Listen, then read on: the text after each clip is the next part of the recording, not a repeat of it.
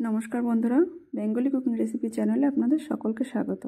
আমার আজকের রেসিপি টমেটোর চাটনি। কড়াই গরম করে দিয়ে দেবো সর্ষের তেল।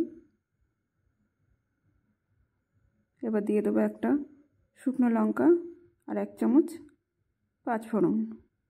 ফোড়নটা একটু ভেজে নেব।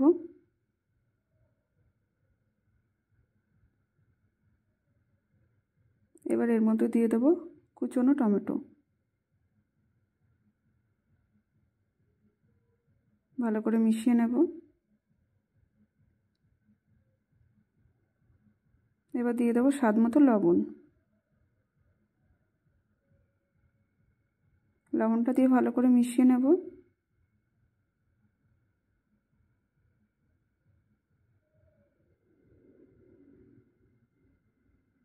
ভালো করে মেশানো হয়ে গেছে। এবার এটাকে ঢাকা দিয়ে রান্না করব 5 মিনিট। ফিরে এলাম 5 মিনিট বাদে। টমেটো এখানে অনেকটাই সেদ্ধ হয়ে গেছে।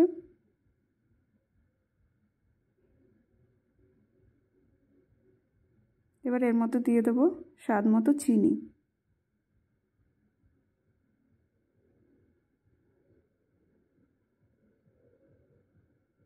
চিনিটা যে যেমন মিষ্টি পছন্দ করেন সেভাবে ব্যবহার করবেন। ভালো করে মিশিয়ে নেব।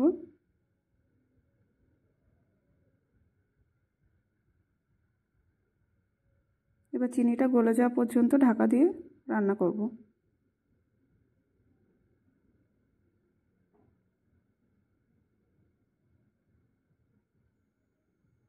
দু তিন মিনিট হয়ে গেছে। চিনিটা সম্পূর্ণ গলে গেছে।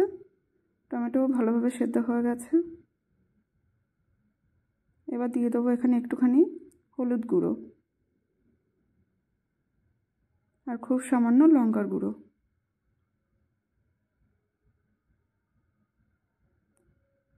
এবার দিয়ে দেব কাজু, কিশমিশ, খেজুর আর আমসত্ত্ব।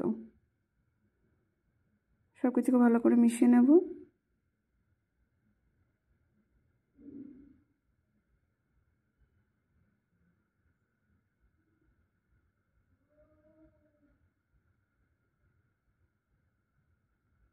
এবার ঢাকা দিয়ে 2-1 মিনিট এটাকে রান্না করব।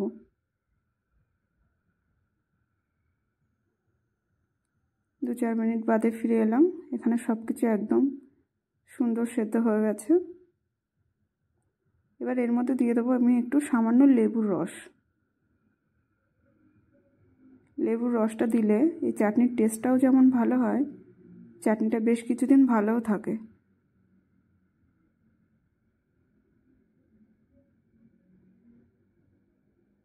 ভালো করে মিশিয়ে নিচ্ছি।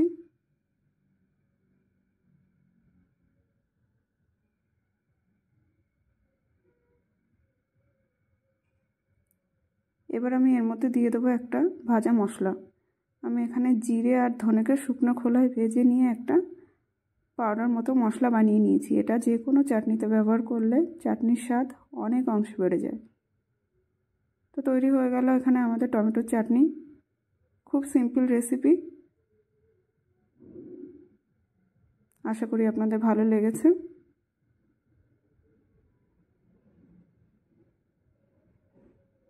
তো একদম তৈরি আমাদের টমেটোর চাটনি।